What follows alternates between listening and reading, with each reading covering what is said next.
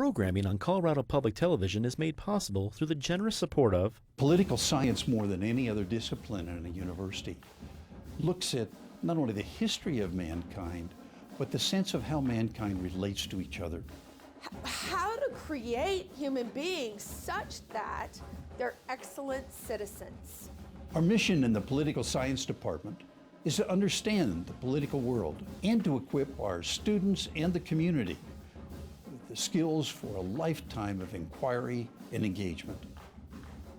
Colorado Public Television is funded in part by the Gill Foundation's Gay and Lesbian Fund for Colorado, a proud supporter of Colorado nonprofits that provide programs to our community in arts, culture, education, and civic engagement. Trinity University in San Antonio, Texas has a history of excellence. Qualifying for the National Debate Tournament 10 consecutive years is no easy task. Ranking number 1 in the West in U.S. News and World Report for 23 consecutive years is just as competitive. Our commitment to a challenging and supportive academic environment has always been our focus.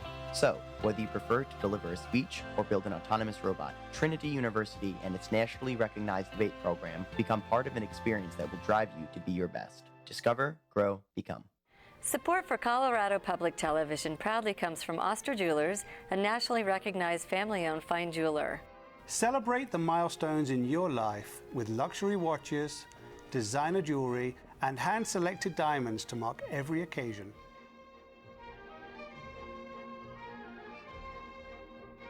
Oster Jewelers is located in Cherry Creek North and on the web at osterjewelers.com.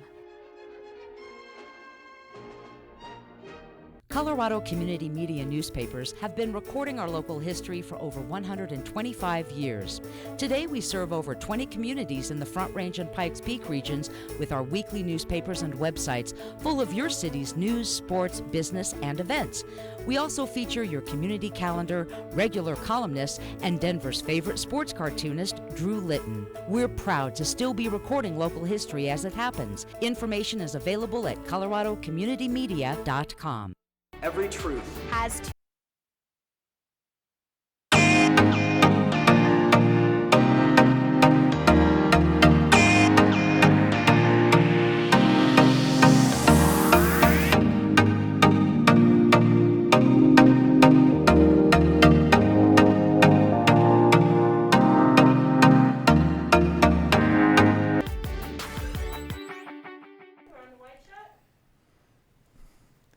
Welcome to Both Sides of the Story. I'm your host, Alan Janae from CBS 4. Thanks for joining us. Hey, if you were asked to present and defend your position on a key ballot issue on primetime television, would you accept the challenge? Now imagine that once you presented and defended one side of the issue, you are asked to do the exact same thing for the opposing point of view, all in the same 1 hour. Finally, imagine doing this as a high school student. Both Sides of the Story is a new debate series featuring Colorado high school speech team members debating both sides of a major 2014 ballot proposal. Our students have not been coached by any campaign. They have created their own pro and con cases themselves. Tonight's program features students from the Denver East High School forensics team, a team that captured state championships in 4 out of 10 events last season, sent 14 students to the national championship tournament, and won a School of Excellence Award at the national tournament. Let's meet our participants now. First, Adina Glickstein. She's a junior at East and is the captain of the extemporaneous speaking team. She's the president of the Angels for Gender Equality and a part of the Colorado Youth Advisory Council. Next is Ross Snyder. Ross is also a junior at East and is the co-captain of the Public Forum debate team. Ross is currently in his 3rd year on the soccer team and also is involved with the architecture program at USC. We also have a special panel of experts who will offer their analysis of the debate today. They are Dominic Dezzutti, host of Colorado Decides, the election debate series produced in conjunction with CBS 4. Next to him is Susan McHugh, the debate coach of the Denver East forensics team. And finally, Matt Murphy, the head coach of the Denver East forensics team. Before we get started with the first debate, let's learn a little bit more about the students who will be debating tonight. Addie is She is our resident feminist. She is all things pro-women, and she speaks with power and conviction and love. And she is a person who really enjoys travel. She's very worldly, so she's decided to really commit herself to this international extemporaneous speaking. She's a person who knows something about what's going on just about everywhere on the planet, and she's passionate about the things that she does. Inferior, meaning that so this year I'm in a leadership position, which is really exciting. So I feel that it's my job to help other students grow as well as focus, on my own success. And so I think that others view me as both a leader and a friend. I would really like to work in broadcast journalism, and I'd really like to deal with foreign affairs and current events. And I think that, speech and debate and extemp especially are really helping me get there by teaching me how to think on my feet and improve critical thinking skills, and also viewing, world politics and global events. I like to think of myself as the fun one. I think that realistically, as a captain, I have to assign work and kind of discipline people, which is not as fun as I'd like to think, but I really enjoy being a part of the team, and I don't necessarily think that there are stereotyped. It's not, a John Hughes movie. There's really a lot of room for everyone to be themselves. I'm Addie. That's my role on the team. And Donald Trump. Ross Snyder came to us as a freshman. He's always been a public forum debater. He is maybe the most passionate person we have on our team when it comes to debate. He's a leader on our team. He's someone who's leading the next generation of public forum debaters for us. He is someone who really commits himself to whatever he's decided to take on. I think I have a lot more of a leadership role this year, but in the varsity class, I think I'm viewed as more of a helping hand to help find evidence and get ideas for topics. While in the novice class, I act more as a teacher. I like to think that at times I'm the funny one, but that's probably not so true as I'd like to think it is. So probably in general, I'm more the serious one. I think developing these critical skills right now is definitely gonna help me a lot, especially when trying to get a job or trying to, pursue different careers, because one, it will give me the ability to be more confident when, pursuing that job, like going to interviews and stuff like that, but also just give me the critical thinking skills that are necessary to a lot of the stuff that I'm interested in pursuing, like being a lawyer. They're all microcosms of what you see happen every day in our classroom, and what that is kids teaching kids, kids understanding their role as individuals that are using what they're doing as a way to help out with other kids. Okay, time to set the ground rules now. We're going to have a 20-minute debate. Each side will present their case, ask each other questions, and have a chance to offer some rebuttals. When it's finished, the students will switch sides and we'll do it all over again. So let's get started here. The issue up for debate today is proposed Amendment 68, which, if passed, would expand gaming rules at Colorado's horse tracks. Adina, as the proponent during this round, the floor is yours for 5 minutes. Have at it. Thank you, Alan. Today, I stand in support of Colorado Amendment 68. Amendment 68 proposes amending the Colorado Constitution to permit casino gambling at horse racetracks in Arapahoe, Mesa, and Pueblo counties. Doing so would distribute new gambling tax to K-12 education in the state of Colorado. The first reason we should pass Amendment 68 is job creation. The passage of Amendment 68 would prompt massive job creation, benefiting the Colorado economy. According to Becky Brooks, a spokeswoman for Mile High Racing, expanded gaming at Arapahoe Park could equate to the creation of about 1,000 permanent jobs, in addition to many more short-term construction jobs that would result from the building of the casino. Currently, Arapahoe Park employs only about 150 people during the racing season, which lasts from Memorial Day to August. However, in the off-season, they only employ about 38. Passing Amendment 68 would allow Arapahoe Park to create many more jobs and employ many more Colorado citizens. Furthermore, it would create a greater market for jobs in the hospitality sector by increasing demand for hotels, restaurants, and retail outlets surrounding the casino. Furthermore, it would attract investment from more than just gambling. According to the New York Times, these jobs are great ones too. It said the jobs at casino resort facilities are generally both unionized and provide health care benefits. That means that a single mother struggling to work 2 jobs can now earn more at just 1 job at a casino resort with benefits on top of that. Since job growth is a key point of economic recovery, it's important that Colorado pass Amendment 68 in order to help reinvigorate our economy.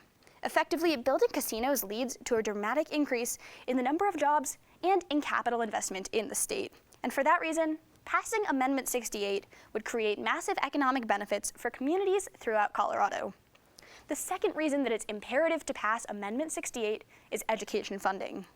The cornerstone of Amendment 68 is the fact that, if passed, 34% of the casino's profits would benefit K-12 education in Colorado. Currently, the bill would be required to give 34% of its profits through K-12 public education.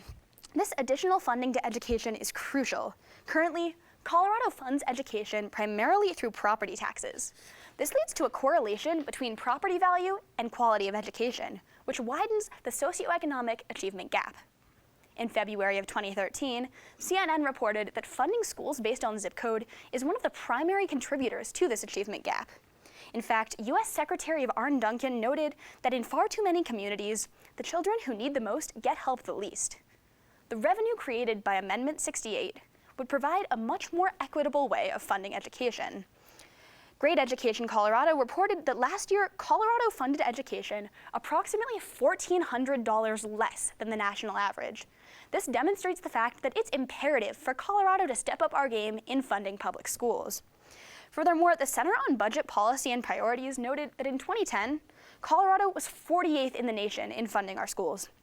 Unfortunately, we have a nasty history of consistently cutting funding to education, and last year, when voters struck down Amendment 66, it became clear that taxpayers were unwilling to foot the bill to make up this difference. Therefore, passing Amendment 68 provides a crucial opportunity for Colorado to increase the level of funding to our public schools without imposing an additional strain on taxpayers, making our students more competitive in the global market and benefiting our communities. To recap, the passage of Amendment 68 would greatly benefit Colorado. It would aid job creation, as well as providing much-needed funding for education. In light of these reasons, it is important to vote in favor of Amendment 68. Thank you. Okay, Adina, thank you very much. Ross, 2 minutes now for questions and cross-examination. Have at it. A lot of your sources seem to be coming from people who are providing major funding on either side of the bill. So why should we use these sources, which seem to have a lot of bias in them, in comparison to ones that are more impartial?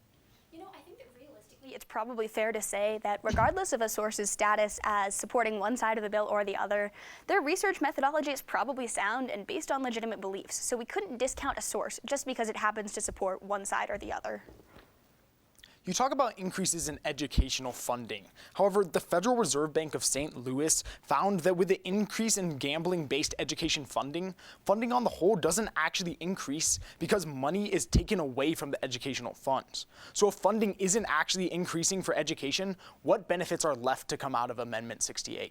Okay, sure. So this is based on an example in St. Louis. However, Colorado has a track record of cutting funds to education. And now that we're 48th in the nation, there is intense national pressure for Colorado to step it up.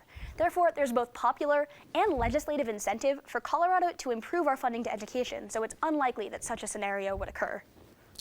If only roughly 30% of the funding coming out of these casinos is actually going to education, why shouldn't we invest in something that will more directly increase education spending as opposed to something like a casino that has serious social drawbacks? Well, it seems that since taxpayers have demonstrated that they're unwilling to foot this bill via tax increase, some sort of corporate-backed initiative would be our only option. And it seems unlikely that any corporation in their right mind would donate more than 30% of the profits, which actually in this case is quite generous. So it seems that it's actually not a bad deal at all. Wouldn't most of the jobs that are added to the economy by this casino actually be low-wage jobs and therefore detrimental for the long-term economic status of Colorado? Now, while I can't vouch for the particular status of any of these jobs, I can mention that, as I cited in my speech, many of these jobs are unionized and provide healthcare benefits. So comparable to other jobs in a similar pay range, they're probably preferable. Okay, you've had a chance to ask your questions. Ross, the floor is yours for 5 minutes. Thank you. I stand in strong opposition of Amendment 68 in Colorado, an amendment to create horse track casinos. My first point is that a new casino adds traffic and emergency vehicle responders to local communities. When a new casino is added to local cities, the casino causes a major increase in traffic in the surrounding area. This has adverse effects for both the residents of the city and the emergency response units within the city and lowers the quality of life for residents.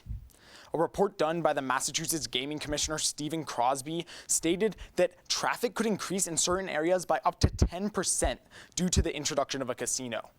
This increase in traffic can directly be related to an increase in traffic-related accidents. A report done by Orange County Department of Emergency Services found that police departments should report that since casinos have opened in their jurisdictions, they have experienced a significant increase in traffic leading to and from the casinos. This increased traffic has resulted in a corresponding increase in the number of traffic-related incidents requiring the involvement of law enforcement. This direct increase in accidents is also directly related to DUI-related accidents and fatalities caused by the introduction of a casino. A report done by the Department of Economics at the University of Wisconsin and College of Carleton found that results indicate that there is a strong link between the presence of a casino in a county and the number of alcohol-related fatal traffic accidents. The study found that in average-sized communities, the opening of a casino increased alcohol-related fatal accidents by 9.2%. This shows that the increased flow of traffic in areas surrounding the casino can put local residents' lives at risk, as well as put an additional strain on local police forces. The citizens of Colorado should not be voting for an amendment that would increase fatal accidents, decrease quality of life for local residents, and increase the strain on emergency responder forces. My second point is decreased property values. The introduction of a casino into a local area can lead to significant decreases in property values for local residents. A report done by the National Association of Realtors looked at housing prices around a casino in Springfield and found massive losses to the city in property values. Assessed home values will most likely be negatively impacted by $64 to $128 million from the introduction of a casino in Springfield. Additionally, foreclosures could produce costs of up to $5 million per year. In general, externalities of congestion and other social costs appear to have a negative impact on home values in the immediate area of the casino.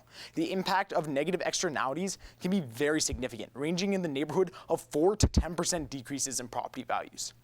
My third point is crime increases. With the introduction of a new casino in Colorado, crime rates would foreseeably increase massively, costing citizens both their safety and their money. The University of Illinois did a study looking at the introduction of a casino in an area in relation to increasing crime, and the results suggest that casinos lead to major increases in crime in surrounding areas.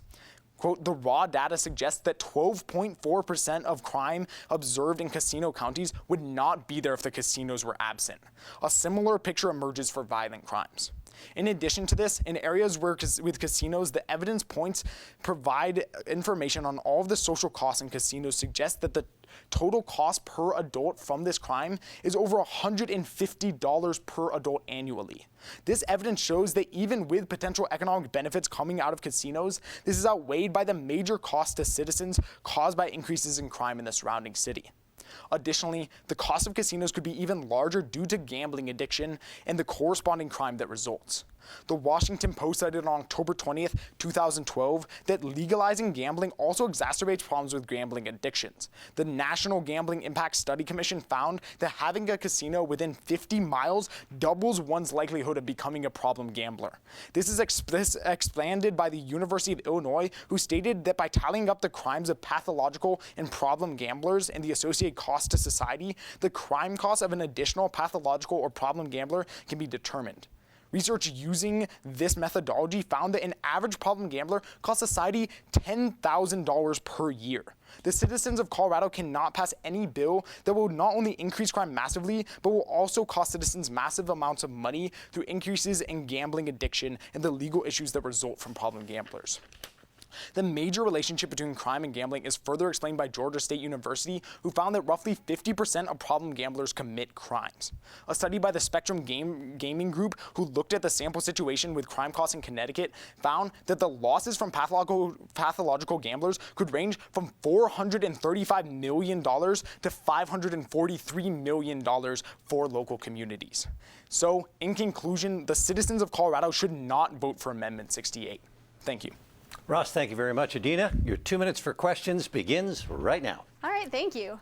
So, Ross, in your speech, you cite increased traffic as one of the detriments of passing this bill. However, wouldn't increased traffic also provide additional patronage and exposure to local businesses in the area? So I'm glad you brought that up. And although it does seem logical that more traffic would lead to more business in an area, the answer to that question is actually no. And there's a couple key reasons for this. First, the increase in traffic leads to a decrease in property values, which shows that the people who are coming into that area are actually devaluing the value of that local community and leading to decreases in overall community welfare. Additionally, they're decreasing the safety of nearby citizens. Again, look to my evidence from my case that talked about a 9% increase in traffic rates and 12% increase in fatal accidents. Clearly, they're not going to be helping the local community much if they're both killing residents and reducing their quality of life. All right, so a lot of your case is contingent on this idea that building a casino will decrease property value. However, as I established in my case, building a casino will increase capital investment in the area, revitalizing it and creating better real estate and perhaps retail shops in the area. So wouldn't you agree that this would actually revitalize the area rather than dropping property value? Okay. Again, the casino will not be attracting much investment in the area.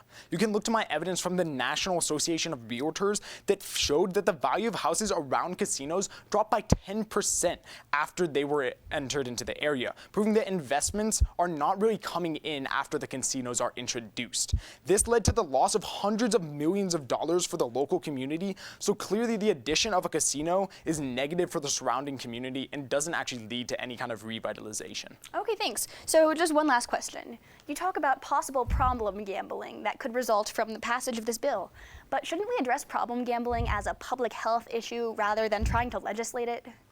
So when looking at gambling addiction, we have to consider the impacts of passing Amendment 68. Amendment 68 would lead to the number of problem gamblers in Colorado doubling, which again would cost citizens upwards of $500 million over the next couple of years. That's far greater of an impact than any gains to education we might get out of this casino. Very good. Adina, you have 2 minutes now for a rebuttal. All right, thank you. All right, so part of my opponent's case is based on the idea that the building of this casino would add traffic to the surrounding areas. This is based on the idea that traffic is inherently bad. Now, while literal automobile traffic might provide a minor nuisance, this will also lead to a positive increase in traffic, insofar as the influx of people into the areas will create a demand for local businesses and bolster the hospitality sector of the surrounding communities. It will create greater consumer base for local goods and services, actually adding money into the community's economy. Furthermore, Ross claims this will decrease property value. However, the example that my opponent used to suggest that this addition would decrease property value is based on one specific anecdote in Springfield, Missouri. There's no clear reason to believe that the impact in Colorado will even be vaguely comparable. There is equally strong basis to believe, however, that the addition of a casino at Arapahoe Park could increase property values by attracting capital investment in the surrounding area and by revitalizing the community. Furthermore, he suggested that a casino will lead to negative social impacts. But any negative social impacts, so-called, which Ross discusses, can be outweighed by the staggering positive impacts of education. Furthermore, it's possible to address the negative ramifications of, say, problem gambling through therapeutic, individual-based solutions. The preventable actions of a handful of individuals are absolutely no basis to negate the passage of an amendment that has the potential to pose a myriad of benefits for everyone by creating a better educated community and helping Colorado fund our schools. So for these reasons, I urge you to vote affirmative on Amendment 68. Ross, now you have 2 minutes to respond and close. Thank you. When the citizens of Colorado head to the polls to vote on Amendment 68, I urge all of them to vote no for a couple of key reasons. First is crime. The introduction of a new casino would lead to massive costs to their local communities due to increases in crime. My evidence showed that 12% of crime in casino-based communities is due to the casinos, and that crime could cost everyday citizens $150, with total costs of over $500 million coming out of problem gamblers and a 9% increase in fatal car accidents. This is a larger loss than any positive benefit that this bill can provide. Additionally, Colorado cannot vote to approve anything that would cost citizens both their money and safety. The highest estimate for educational gains coming out of this bill are roughly $100 million a year. That's less than 1/5 the cost of crime alone. My opponent brought up the fact that a lot of my evidence is based around out-of-state examples. But because Colorado hasn't had a major casino-based economy in the past, we need to look at these examples to find out what would happen when we did have a casino-based economy. The second thing to look at is the fact that education funding will not actually increase. The Federal Reserve Bank of St. Louis found that historically in all cities that have educational funding coming out of gambling, there is no increase in educational funding overall.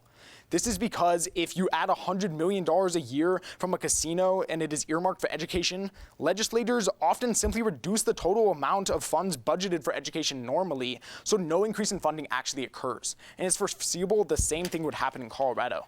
So not only do the costs of casinos outweigh the benefits of education, but education isn't actually benefiting at all. Overall, passing Amendment 68 would lead to a 9% increase in deadly accidents, 10% increase in traffic, 10% decrease in housing values, 12% increase in crimes with a $150 cost per citizen, and a cost of $540 million due to gambling addiction.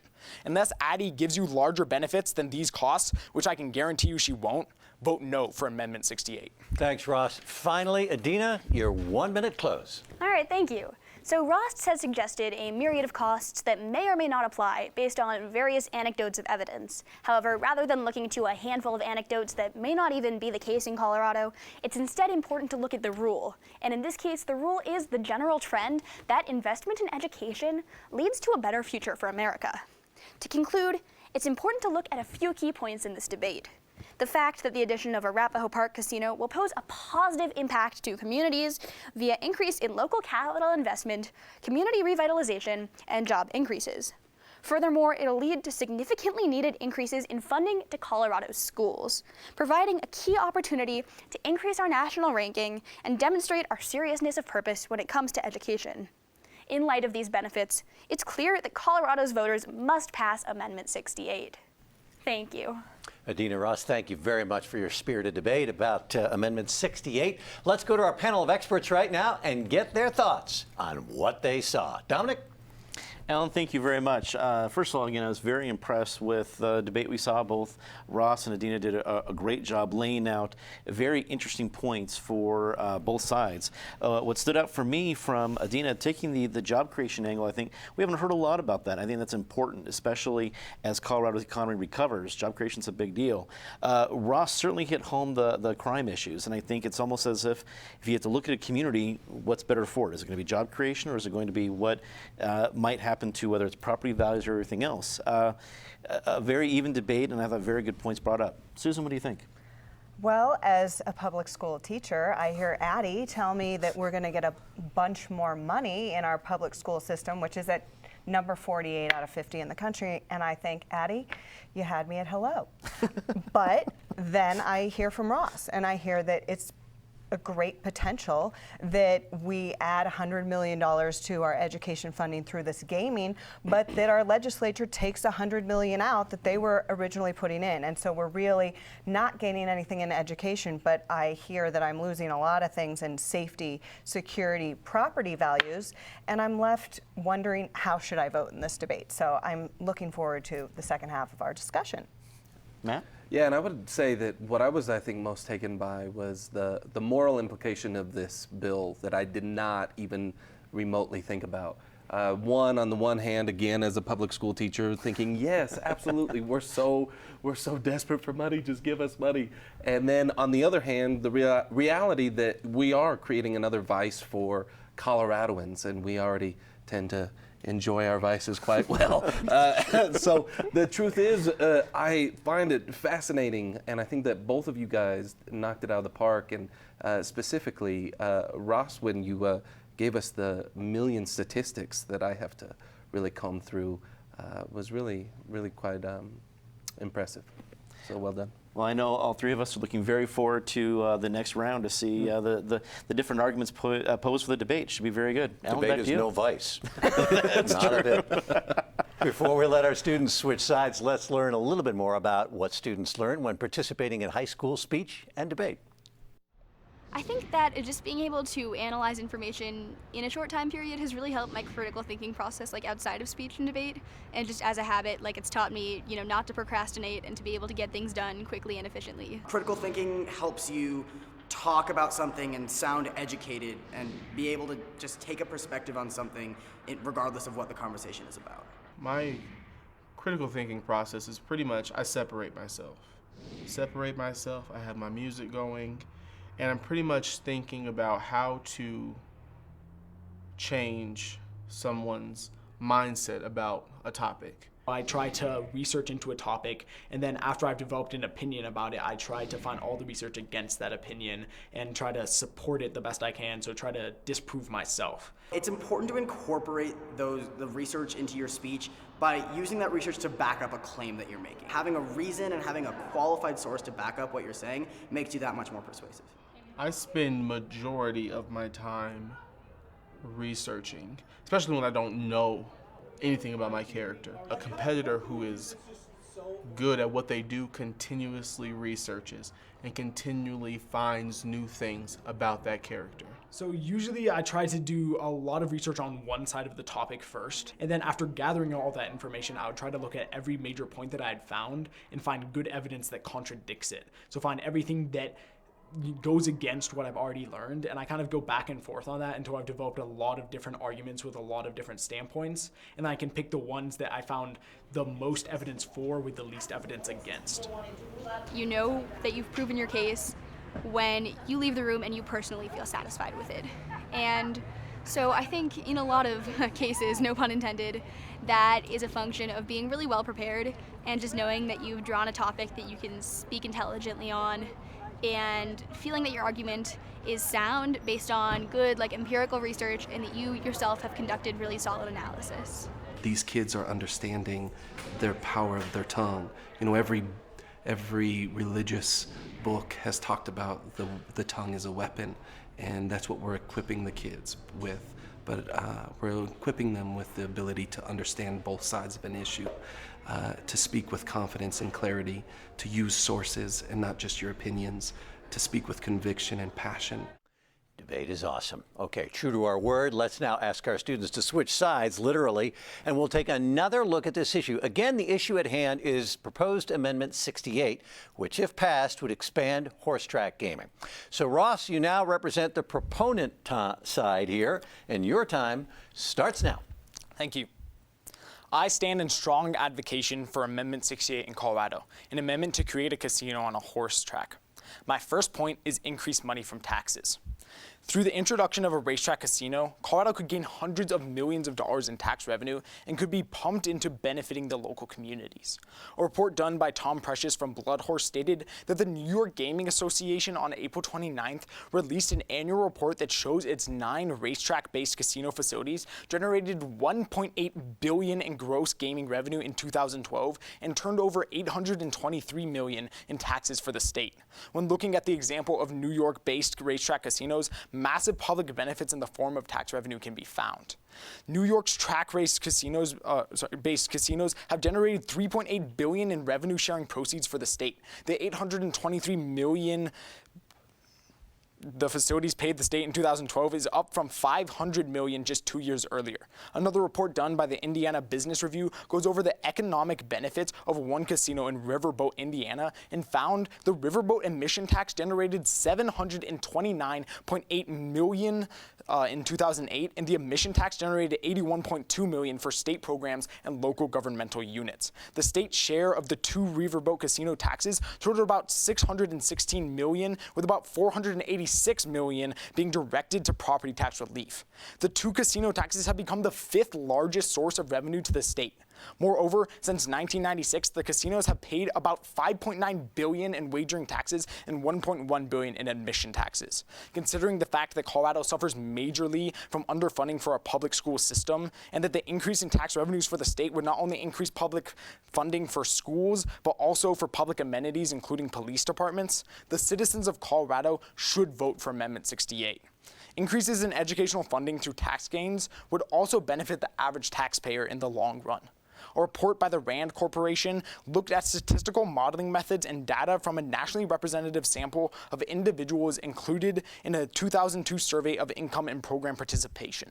And after assessing the individuals included in the after assessing the impacts of increased funding of educational found significant positive impacts for local taxpayers. The results of this study show that there is a value to taxpayers when students attain higher levels of education. Therefore, policies and programs that succeed in leaning students to increase their educational attainment, at least to high school graduation, may yield long-term benefits and substantial value to taxpayers and for society at large. In addition to the financial and other benefits for the individuals whose educational attainment is increased, policymakers should be considering these potential benefits in assessing the importance of finding, funding, and implementing programs such as casinos. Additionally, the benefits of funding to local schools go farther, with the University of Delaware stating that school quality and local property values are both enhanced by increased local funding to public schools. School system quality indexed by the NAEP performance is correlated with higher property values generally. Therefore, all residents and community benefit from strong schools. The direct positive relation between schools' taxes and property values is also proved. This positive correlation between local tax per housing unit and property value suggests that most of America is underinvesting in public education.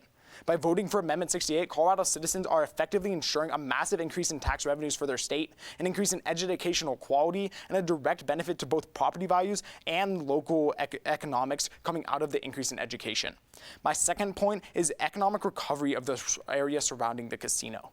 Casinos can be a key developmental investment by a city in order to help bring redevelopment and revitalization into local areas in need of increase in economic activity. An article written by the Atlanta Business Chronicle cited the redevelopment benefits of adding a casino to a city. Just one casino in downtown could generate $1.7 billion in economic impact and create 10,800 jobs, according to a 2007 study by the Atlanta-based PKF Hospital Research. A casino could be an accelerant for redevelopment areas. One of the best examples of a successful redevelopment is Pendleton, Ohio, where the introduction of a casino had spurred interest in increasing urban development. In fact, the introduction of a $26 million residential and retail development project was directly linked to the introduction of the casino in town. The article was published by the Cincinnati Business Courier, cited that the introduction of a casino into a local area had been a massive source of revitalization within the local community. Quote, "It's undoubtedly one of the most influential changes to come to the city on the whole in the past year. A huge economic stimulus for the area, but most directly has helped revive and personify the Pendleton neighborhood." In conclusion, because casinos would lead to an increase in tax revenue, which would lead to better education funding and in turn higher property values and more benefit to taxpayers, and because a casino would lead to economic revitalization within Colorado, all Colorado voters should vote for Amendment 68. Thank you. Ross, thank you very much. Adina, you now have 2 minutes for any questions and cross-examination. Have that. All right, thank you. All right, so Ross, you talk a lot about how the building of this casino will lead to economic revitalization in the area. However, won't this have to be paid for by local taxpayers? So first off, the benefits from this casino are going directly to education. So the tax benefits are much more beneficial. Right? The amount of taxes we're getting for the casino are going directly into public funds, which leads to much more direct benefits for the public. Additionally, the casinos we are creating are all much larger than current casinos in neighborhoods like Black Hawk and other counties, so the taxes are much larger and we get much more benefit out of them. All right, sure. Okay, so you cite a lot of examples of successful casinos in other states. However, how can we be sure that the same benefits will be incurred when they're functioning in the dramatically different economic environment of Colorado? So you can look to all the examples I cite in my case. So we're looking at circumstances where in cities similar to the ones that we're investing these casinos in Colorado, we had massive gains in both taxes, education, and real estate values. Again, you can look to Pendleton, Ohio, where introducing a casino led to investments of over $26 million into the local area. And examples like these prove that investing in these kind of casinos will benefit in Colorado in circumstances where they haven't in the past. All right, so you talk about how funding for public amenities like police departments and law enforcement will be incurred by passing this bill. However, won't that be canceled out by the increased need for and strain on law enforcement that will be imposed by a new casino in the area? In general, no, because the amount of funding that the police departments are getting is much, much larger than any additional strain that is caused by the casinos. They're going to be gaining hundreds of millions of dollars in tax revenue, as I discussed in my first point. Now, having a couple police officers have a couple extra shifts around a casino hardly cancels out hundreds of millions of dollars of funding for a department that desperately needs it. All right, Adina, the floor is yours. Let's hear your side for 5 minutes. All right, thank you, Alan. I do not support the passage of Amendment 68 to the Colorado Constitution. My first point refers to the economic viability of mountain communities. The introduction of the proposed Arapahoe Park Casino under Amendment 68 would undermine the economic survival of several pre-existing Colorado casinos and the towns that they support.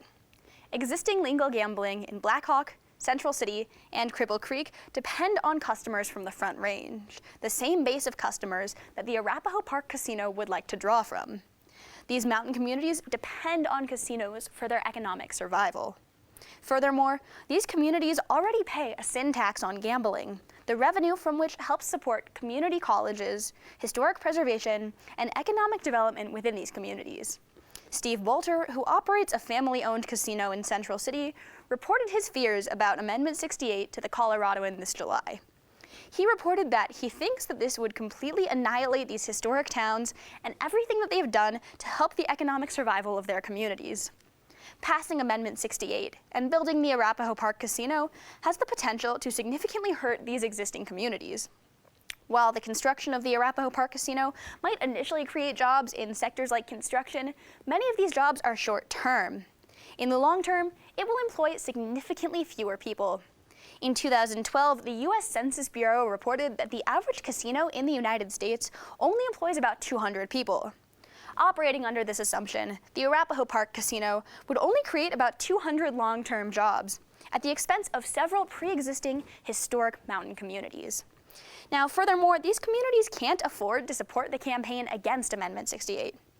In July of 2014, the Coloradoan reported that none of the casinos in Central City had contributed to the campaign against casino expansion, explaining that they did not have the extra money to enter the fight. My second point is that this venture would largely benefit an out-of-state corporation. The cornerstone of the proposed Amendment 68 is the fact that approximately 34% of the proceeds generated by new casinos would go to fund K-12 education. However, a significant amount of the profits will also go out of state. One of the primary proponents of this legislation is the Rhode Island-based Twin River Holdings. Ultimately, the passage of Amendment 68 would serve corporate interests more than anything. Now, in fact, 9 News reported on September 8th that the Arapahoe Park racetrack is owned by Twin River Holdings already, a company that is indeed based out of state, that would profit an estimated $221 million per year should the amendment pass. This is nearly triple the estimated $82 million that would go to Colorado schools. According to Don't Turn Racetracks into Casinos, Colorado Amendment 68 was written by and for the benefit of a Rhode Island-based casino operator. When viewed in this context, the monetary benefit to education is dwarfed in comparison to the massive financial benefit that an out-of-state corporation will incur. My third point refers to gambling addiction. The building of additional casinos can encourage gambling addiction. As it stands, the proposed Arapahoe Park Casino would be the largest in Colorado, with over 2,500 slot machines. Now, that's more than 1,000 more slots than the current existing largest casino in Colorado, and to put it in perspective, more than 200 more than at the Las Vegas Bellagio. Now, this is massive and can be directly linked to an increase in gambling addiction. According to Harvard Medical School, rates of gambling addiction are nearly twice the national average in communities within 50 miles of a casino. Also referred to as problem gambling or pathological gambling, this addiction poses massive detriments to individuals, families, and communities. According to responsiblegambling.org, gambling problems can mean that rent goes unpaid, mortgage payments fall into default, and result in the loss of homes, decimation of savings, loss of funds, family breakdown, job loss, and much more. Furthermore, research conducted by the Canadian Community Health Survey found that as problem gambling risk increases, public health significantly decreases. Many authorities feel that stronger regulations on gambling industries are necessary to prevent problem gambling. The Behavioral Health Council noted that easy access to gambling results in exponential increase of gambling addiction in the surrounding areas. This exponential increase in problem gambling can therefore be equated to an exponential increase in financial problems, public health detriments, and other social consequences that will occur if we pass Amendment 68. So when making an informed decision regarding this amendment, remember to say no for 3 key reasons. First, that it will undermine the economic viability of historic mountain towns. Second, that it will funnel money into an out-of-state corporation. And finally, it will encourage gambling addiction. For these reasons, vote no on Amendment 68. Thank you. Thanks, Adina. Ross, your 2 minutes for questions begins right now. Thank you. Even if some of the money from the casinos is going out of state, isn't this outweighed by the benefits to the local communities, especially to education? Why is this a major problem? Well, no, not necessarily, because the thing is, we could be accomplishing the same goal, but doing it backed by an in-state corporation. So in that case, our tax dollars wouldn't be going to Rhode Island. However, in the status quo, they are, and we want to keep our tax dollars in-state. So passing this bill as opposed to an alternative that's based with a Colorado corporation will hurt Colorado's taxpayers. Aren't the costs of slightly increasing gambling addiction far outweighed by the benefits created by the casino that affect the entire community as opposed to just a couple individuals? No. So problem gambling is not only a social problem, but also a public health concern. And these kinds of public health concerns can't be outweighed by any quantifiable financial measures. Since, as you mentioned in your case, the new casino is going to be much larger than any previous casinos, doesn't this also mean it's going to bring in major and unprecedented economic benefits to the community? All right, so even if it is bringing in some level of economic benefits to its community, its survival is contingent on the decimation of several other historic mountain communities. So in the name of historic preservation, it's important instead to focus on preserving the communities that already benefit from casinos, rather than creating one large mega casino, so to speak, that may not even have benefits comparable to the existing 3. Wouldn't the introduction of another casino actually just lead and create more competition between the casinos and investment in making experiences better for the customers, increasing business in these local towns? Okay, sure. So it would create competition, but it would take it to the extreme. The creation of an Arapahoe Park casino could put pre-existing casinos out of business, since it's significantly larger and more accessible, than any of the current existing casinos in Colorado. It's quite likely to believe that the creation of an Arapahoe Park casino will put out of business the pre-existing casinos in our historic mountain communities. Very good. Ross, you have 2 minutes now for a rebuttal. Thank you. Today, I am telling the citizens of Colorado that if they vote for Amendment 68, they will be benefiting their entire community. The benefits coming out of this bill are massive. First, the Colorado government would be gaining billions of dollars in tax revenue. Looking at examples of both New York and Ohio, casinos on horse tracks have added hundreds of millions of dollars for both educational and public funds, with the tax revenue becoming one of the largest sources of funding within the state and a source of revitalization. Foreseeably, the same results would happen in Colorado. These benefits are larger than any losses that can occur from the placement of these casinos. With the additional gains in education from casinos, adding benefits to housing values and to taxpayers so that the bill would benefit every citizen in Colorado. Additionally, as far as my opponent's points go, the voters of Colorado have to see that the benefits or the costs aren't as large as she makes them seem. As far as the mountain casinos go, the introduction of new casinos will only increase the market for them and create competition, which is actually good for their business. Additionally, as far as her point about money being pumped out of the state goes, my opponent never really brings up why this is bad. Yes, money will be going out of state, but that also brings in an unprecedented amount of money into the state that's going into local programs like education. Lastly, gambling addiction, although a real issue, is a public health problem that shouldn't be addressed by legislation, but instead through funding to help programs that help these people with gambling addiction. And somewhat ironically, the funding for these programs can come from the very casinos that we're going to create with the amount of money that they're pumping into the local governments. Overall, by passing Amendment 68, the citizens of Colorado stand to gain massive economic benefits in almost all sectors of the economy with very minor losses. Vote yes. Adina, now you have 2 minutes to respond and close. All right, thank you. So just going over a couple points that my opponent has made over the course of this debate. First, he suggests that a new casino will lead to increased tax money and revenue in the state. However, unfortunately, the creation of this casino could have a net zero economic impact. It will drive out economies in several small, historic mountain towns that are reliant on casinos for revenue. Effectively, this won't create any new revenue for the state. Instead, it will take money that small, historic mountain communities need and give it to Aurora County, and even more so, an out-of-state corporation. Furthermore, he suggests that the creation of an Arapahoe Park casino won't hurt existing casinos. However, unfortunately, that's not quite how economics work. You see, when there's a steady demand for one single product, and this demand can be more effectively addressed in, say, a casino that's more accessible and larger than the pre-existing ones, the consumer market isn't going to go up. Simply, the same people who want to gamble will do so, but at Arapahoe Park, rather than historic mountain communities. Therefore, it has great potential to harm and even put out of business casinos in Black Hawk, Cripple Creek, and Central City. Additionally, it won't contribute to the economic recovery in the surrounding area because the surrounding communities will be forced to absorb the costs, potentially via tax increase. So in summation, it's important to vote no on Amendment 68 because it will harm communities. Amendment 68 will hurt historic mountain towns, fund an out-of-state corporation, and encourage gambling addiction. Rather than the positive impacts that my esteemed opponent speaks of, this will cause significant harm to communities throughout Colorado.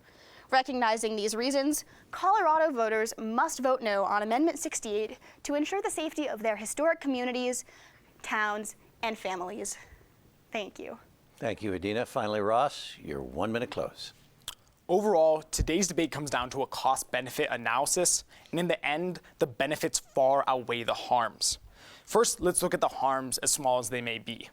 First, mountain communities are very unlikely to suffer from the introduction of these casinos because it expands the market that they're preaching to.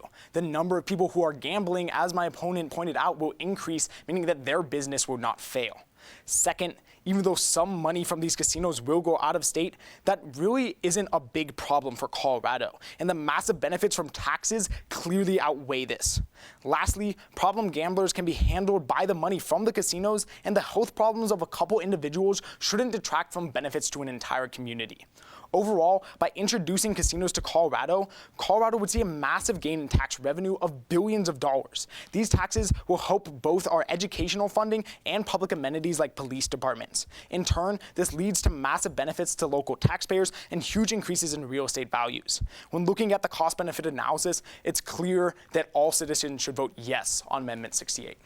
Adina, Ross, thank you very much for that spirited debate. Let's go now to our panel of experts and get their thoughts on what they saw. Dominic, take it away.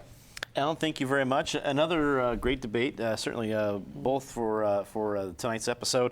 I was impressed a lot from Ross and what you talked about, and the big statistic about that $1.7 billion in stimulus. I think when you think about, obviously that was for a major community in all different aspects, but that's that kind of number that really hits you between the eyes. But Adina, I really love the way you talked about, it made the comparison.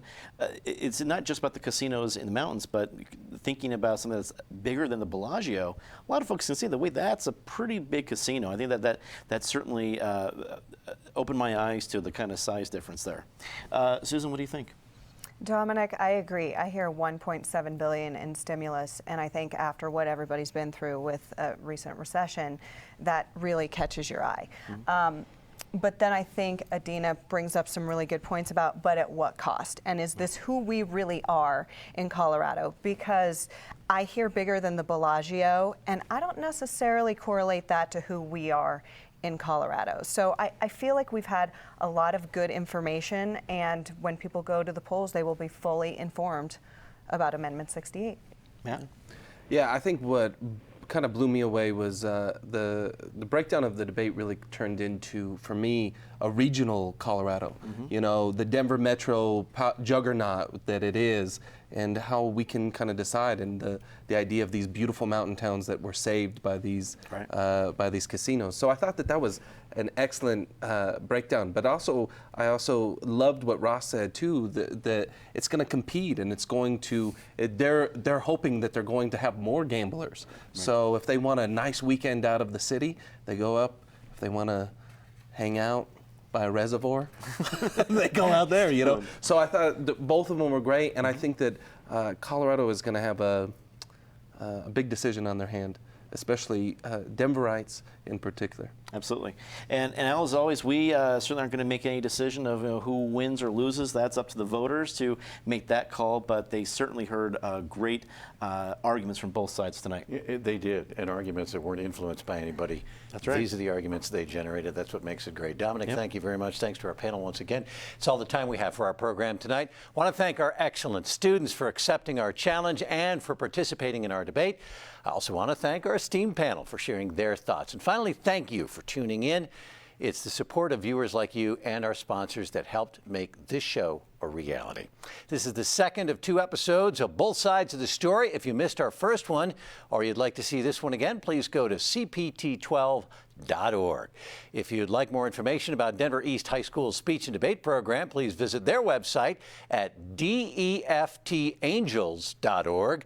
If you're looking for more info about this program or about the Colorado Decides debate series, please go to our website, cpt12.org and cbsdenver.com. And you can catch me every morning on CBS 4 for all the latest news and information about this year's election and issues. For everyone here at Colorado Public Television, I'm Alan Janae. Thanks for watching tonight. That's Both Sides of the Story. Good night.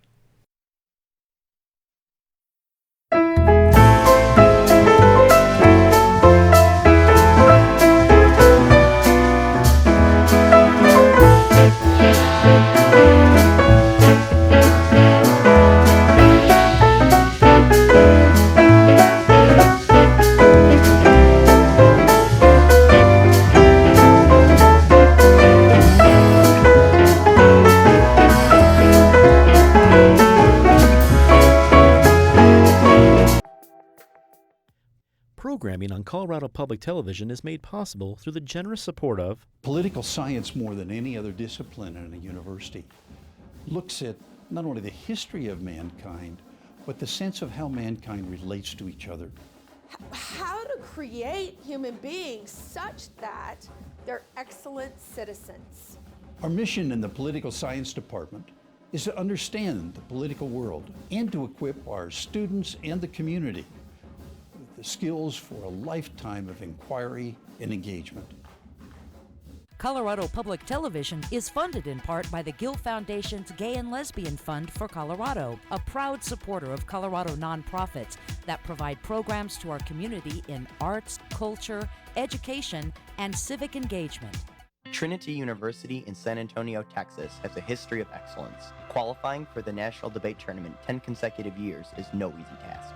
Ranking number 1 in the West in U.S. News and World Report for 23 consecutive years is just as competitive. Our commitment to a challenging and supportive academic environment has always been our focus.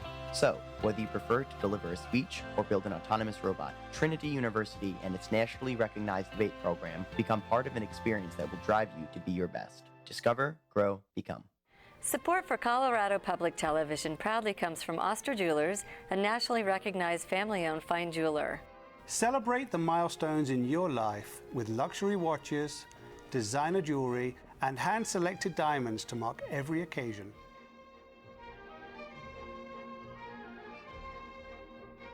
Oster Jewelers is located in Cherry Creek North and on the web at osterjewelers.com. Colorado community media newspapers have been recording our local history for over 125 years. Today, we serve over 20 communities in the Front Range and Pikes Peak regions with our weekly newspapers and websites full of your city's news, sports, business, and events. We also feature your community calendar, regular columnists, and Denver's favorite sports cartoonist, Drew Litton. We're proud to still be recording local history as it happens. Information is available at coloradocommunitymedia.com.